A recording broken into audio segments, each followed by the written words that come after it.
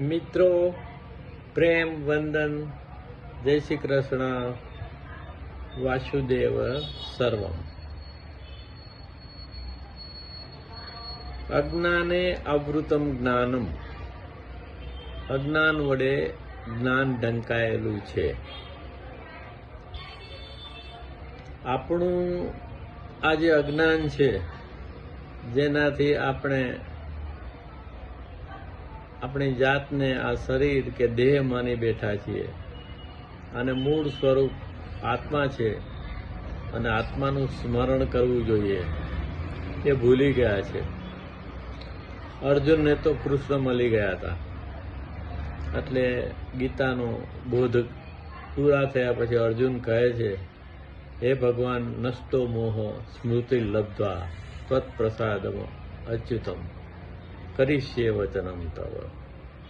તો આપણો મોહ નષ્ટ કરવા માટે આપણે એક જ રસ્તો છે, વર્તમાનમાં હાજર રહેવું અને બીજે ક્યાંય ખોવું નહીં.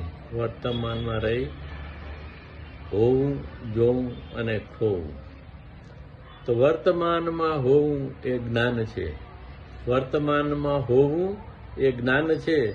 વર્તમાનમાં હોવું એ ભાન છે. વર્તમાનમાં હોવું એ જ્ઞાન છે. વર્તમાનમાં હોવું એ ભાન છે.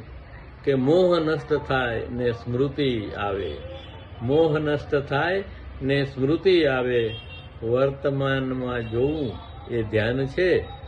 મોહ નષ્ટ થાય ને સ્મૃતિ આવે. વર્તમાનમાં જોવું એ ધ્યાન છે. વર્તમાનમાં હોવું એ જ્ઞાન છે. વર્તમાનમાં હોવું એ ભાન છે. કે પ્રભુ કૃપાથી જ જાત જડે છે. પ્રભુ કૃપાથી જ જાત જડે છે. વર્તમાને હોવું વિજ્ઞાન છે. પ્રભુ કૃપાથી જાત જડે છે. વર્તમાને હોવું વિજ્ઞાન છે. વર્તમાનમાં હોવું એ જ્ઞાન છે.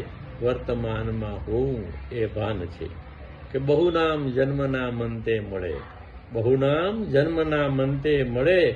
વર્તમાનની ક્ષણ એ કાન છે. બહુનામ જન્મના મંતે મળે. વર્તમાનની ક્ષણ એ કાન છે. વર્તમાનમાં હોવું એ જ્ઞાન છે. વર્તમાનમાં હોવું એ ભાન છે. માનો કે ન માનો આત્મન કે. માનો કે ના માનો આત્મન કે. મોક્ષ ને મુક્તિ ક્ષણે જ્ઞાન છે. માનો કે ના માનો આત્મનજી કે. મોક્ષ ને મુક્તિ ક્ષણે જ્ઞાન છે. તો તલવાર ખેંચવાની જરૂર નથી.